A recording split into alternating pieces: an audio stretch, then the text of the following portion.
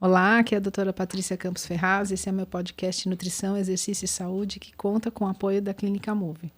E hoje eu tenho o prazer de receber novamente aqui, depois de muitos meses, longos meses, a minha amiga e minha colega na Move, doutora Maiara Ferrari, nutricionista também. Muito obrigada, Maiara, por ter vindo. Eu que agradeço o convite, Paty. E hoje nós vamos falar de um tema muito legal que eu adoro, que são as proteínas em pó. A gente vai falar de suplementos esportivos, nós vamos fazer a pedidos uma série dos principais suplementos esportivos no mercado.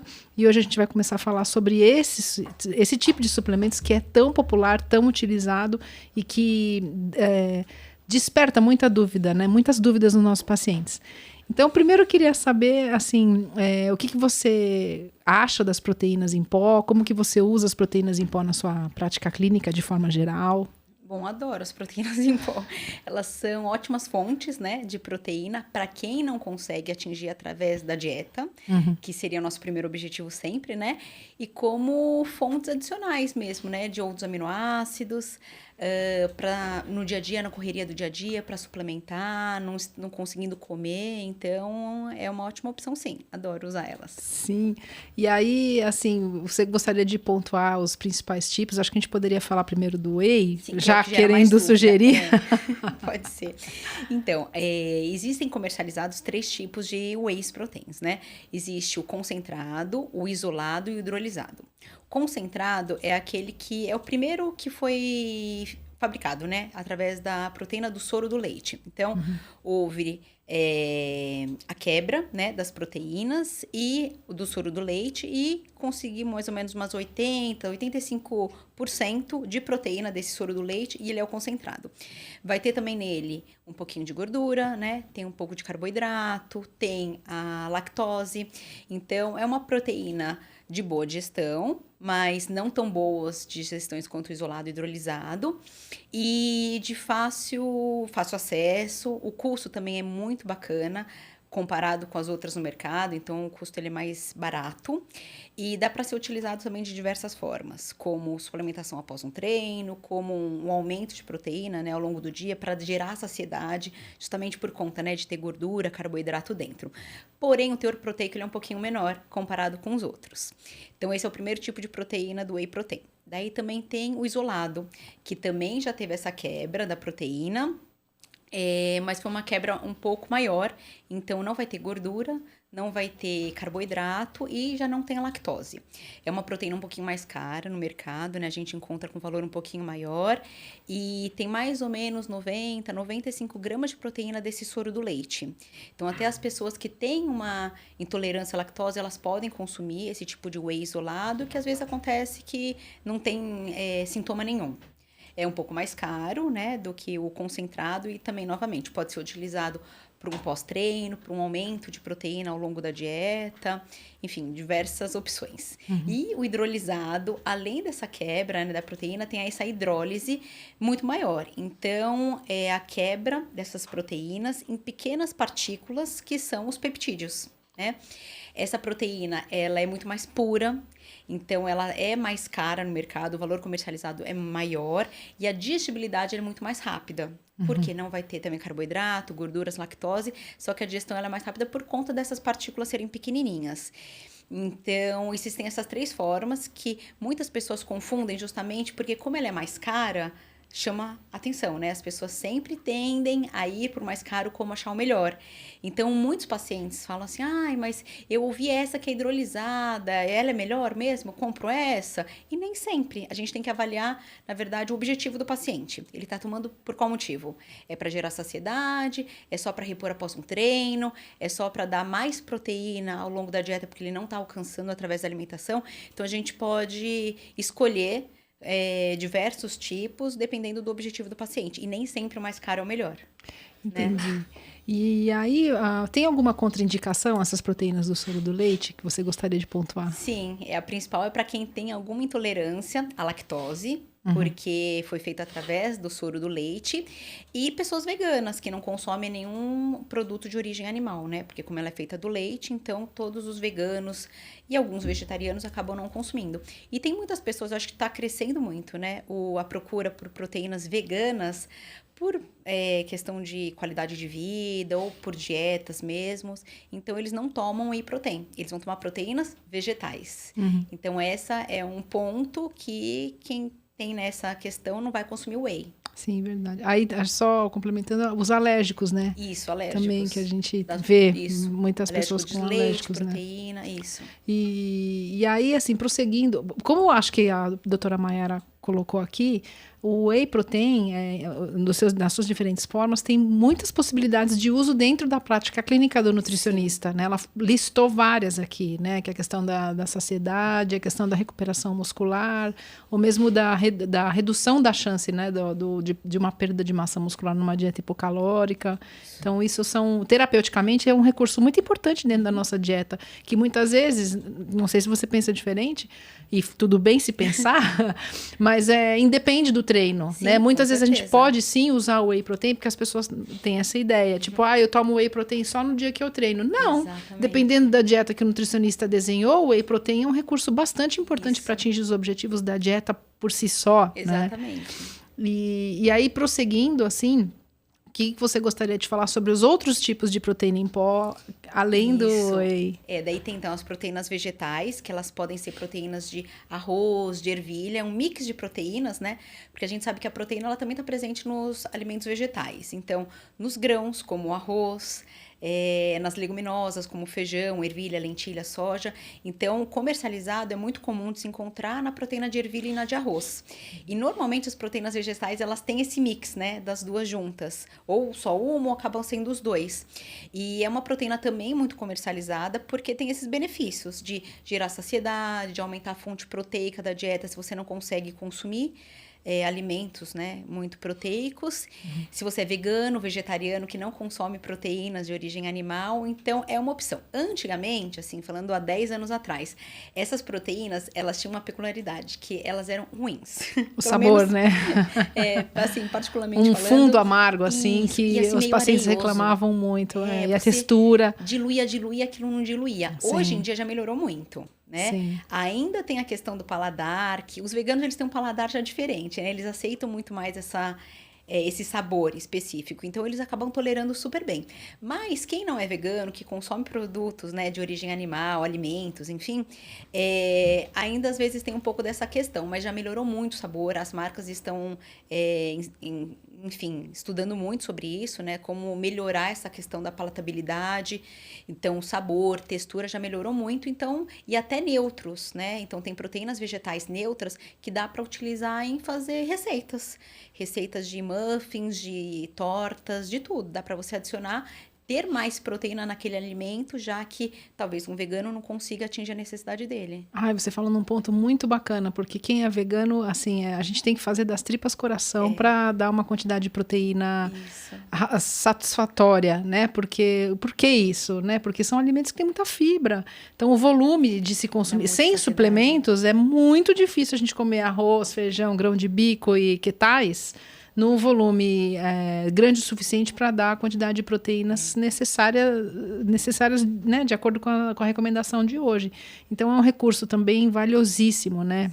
Eu tenho essa experiência pessoal de ter deixado de comer carne branca e vermelha, carne como um todo, há 1 ano e meio, e tenho feito uso, né, dessas proteínas vegetais e também aprendi a fazer hambúrguer de quinoa, hambúrguer de lentilha, hambúrguer de grão de bico, essa forma, né?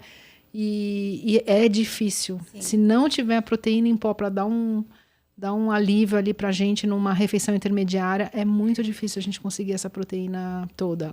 Então, acho que suplementos de proteína em pó são recursos valiosíssimos. Sim, para qualquer objetivo, independente de treino. Isso, a gente não falou, mas os idosos, né, gente? Muito. Eles precisam muito. Eles precisam muito dessas proteínas e tem as sem sabor, né? Isso é. Porque o idoso, o que ele faz? Ele tem aquelas alterações de paladar que são naturais da idade, ou muitas vezes até pelas medicações que eles vão utilizando, etc. Ou deficiência de zinco, tem várias coisas que a gente pode elencar aqui. Mas, assim, quando eu vou suplementar proteína em pó para um idoso, que de fato precisa, porque a necessidade proteica do idoso é marcadamente maior do que um indivíduo de meia idade, né? A primeira coisa que eles me pedem, doutora, eu não consigo o sabor. O É sabor muito é muito doce. doce. Eu não consigo. Exatamente. E graças a Deus a gente tem algumas poucas marcas Sim. atentas a essa necessidade do mercado e que fazem um produto com sabor neutro, sem sabor, na verdade, o que é uma benção. Isso. Pra colocar gente. Em tudo, né? Em todas as formas de preparo. Sim, e São não ótimas. é a linha dos suplementos que estão à venda nas lojas de esporte. São suplementos da linha clínica, Isso. que muitas vezes a gente vai comprar nas lojas hospitalares ou na internet, né? Exatamente. E que a maioria do público não conhece. Então, se você que está vendo esse episódio precisa tomar whey protein, mas acha que o sabor doce do whey protein em geral é o entrave, procure o seu nutricionista, procure o seu médico, o médico do esporte, ou veja você mesmo na internet que é possível achar sim whey protein de boa qualidade, sem sabor, que facilita muito, muito, muito essa ingestão. Sim, né? com certeza. E o Beef Protein? É uma super alternativa também, né? Para aquelas pessoas que são intolerantes, então a proteína do soro do leite, que são intolerantes à lactose, que não podem usar, né, essas proteínas, e podem utilizar o Beef Protein. Também o sabor eu não encontrei Beef Protein neutro até hoje em dia, mas tem a questão do sabor, né? Mas é uma super alternativa para os alérgicos, né? Sim. Que não podem utilizar. É uma proteína de bife. Então, os veganos não podem utilizar. Eles realmente, é muito mais restrito, né? A questão do vegano, vegetariano. Mas eles vão só para proteína vegetal. Mas quem consome produtos de origem animal e não gosta, tem alguma intolerância pelo whey, o Beef Protein é uma boa alternativa. Né? E o Beef Protein, aqui a gente não vai falar marcas, não é o caso, mas assim, a marca líder, as marcas líderes do mercado usam todas elas com cacau, pelo que eu tenho visto, porque eu acho que o cacau deve mascarar bem o sabor da carne. Então, por isso que a gente não vai achar o Beef Protein de outros sabores, né? Eu assim, não procurei ultimamente, mas o que eu tenho na memória é que é cacau. Eu nunca encontrei de outro porque eu acho que o sabor cacau ou neutro. deve ter essa habilidade de mascarar o sabor da carne, né? E fora isso, você gostaria de falar alguma coisa assim de barrinhas de proteína? Você gosta de usar, não gosta? Em substituição às proteínas em pó, já que o assunto é esse? É outro assunto aí, é bem complexo, porque barrinha de proteína todo mundo acha que é tudo igual, né? Sim. Você encontra uma barrinha, às vezes, muitas vezes, em farmácia, né? Naquelas lojas de conveniência que tem doces ao lado, você sai comprando e tá tudo bem, porque tem 10, 15, 20 gramas de proteína. Mas se você olha realmente no rótulo e lê os ingredientes, você se assusta. Porque tem muitas barrinhas que são mascaradas por açúcar e gordura. Sim. Elas são de chocolate, gostosas, parece um doce realmente. Sim. E quando você vai ver nos ingredientes, tem pouquíssima proteína. Tem mais carboidrato do que proteína até. Tem 4 gramas de proteína, tipo... Exatamente. 4 gramas de proteína, um copo de leite tem, um copo de iogurte tem, talvez. 5 no máximo. Então, assim, é uma alternativa, sim, eu gosto. Justamente para esses lanches intermediários, você tá na Pela rua, praticidade. tá trabalhando, não consegue levar o pó do whey, diluir, não consegue levar uma coqueteleira. Então, a barrinha, ela é prática. Normalmente, ela tem umas 10 gramas de proteína, 10, 12, até 20, mas tem que olhar o ingrediente. Então, tem muitas marcas confiáveis. Em todas as minhas consultas, quando eu dou barrinha de proteína como sugestão, eu dou sugestão de marcas, assim, que eu confio, que eu já li o rótulo e que tá tudo bem. São clean, sabe? Não vai ter edulcorante artificial, não vai ter corante artificial, não vai ter açúcar em excesso. Normalmente, elas têm uma cobertura de chocolate, né? Mas se já tem chocolate, então busca para um chocolate mais amargo. Né? Não é porque chocolate é branco, quem sabe que não é chocolate, né?